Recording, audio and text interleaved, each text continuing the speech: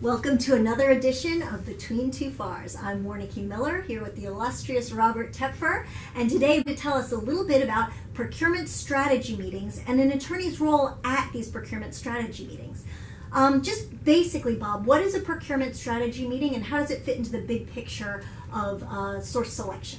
Okay, the procurement strategy meeting is exactly that. It's going to be, what are you going to buy, how are you going to buy it, and what kind of contract ultimately is going to flow out of it. Procurement strategy, a lot of attorneys kind of lean back and think, well, this is the business office's job. We really can't stand up and say, wait a minute, it's illegal, whatever. And as a result, I'm not certain that they feel as involved in it as perhaps maybe they should be. So what is an attorney's role at a procurement strategy meeting? The issue becomes one of not necessarily you can't do that.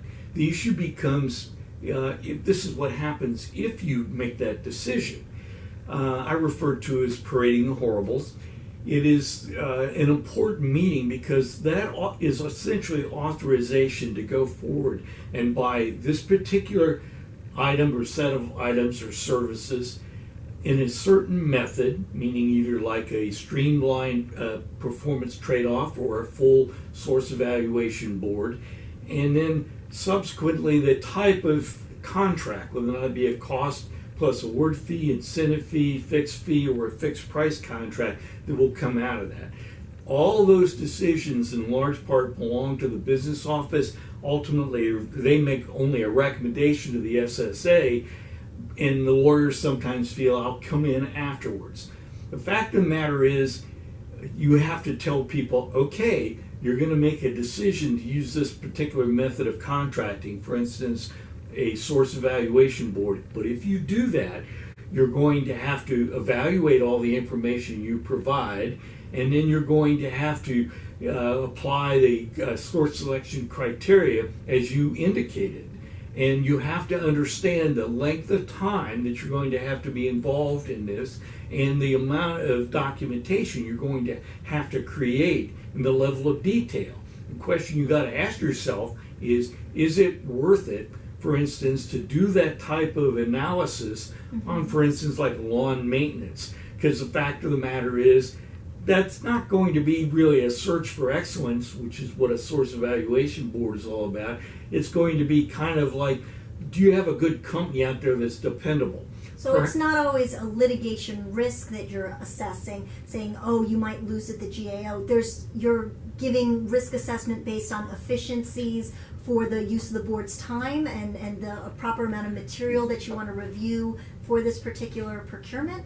Well, it's kind of a balance. You're most definitely creating risk because anytime you create documentation, you're also tying up a lot of people to do that analysis. The question you have to ask yourself with regard to that analysis, with regard to that risk, what are you going to get?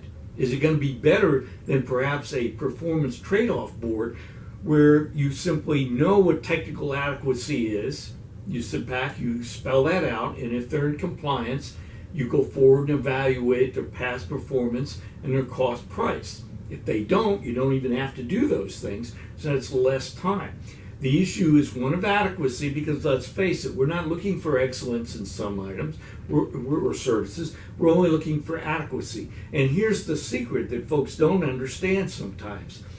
A lot of board type work, they have professional proposal writers put those together. And they do an excellent job and we love it.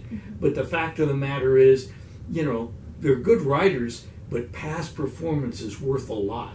In the context of a performance trade-off, the proof's in the pudding.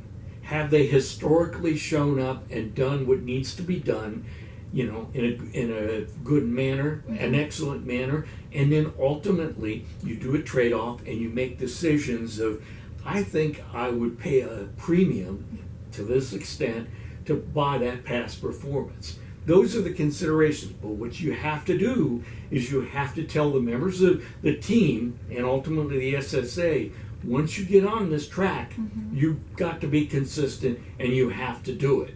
So it's almost like they're going into the procurement strategy meeting deciding which car to buy to get them where they want to go for this procurement. Absolutely. And you're helping them select which car they want to buy. Absolutely. Okay. The other thing that is a consideration is you have to explain, okay, this is the contract you're going to create. If you're going to create an award fee contract, you're going to have to do a lot more paperwork than perhaps a fixed fee contract. And that may be something that 2 years from now you really wish you hadn't done for whatever reason.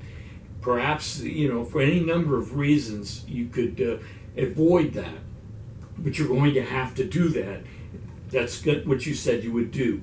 The consistency through this is whatever you decide at the PSM has to go all the way through the selection process and the contract that is ultimately awarded.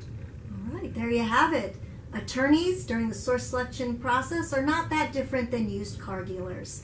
Join us next time for Between Two FARS.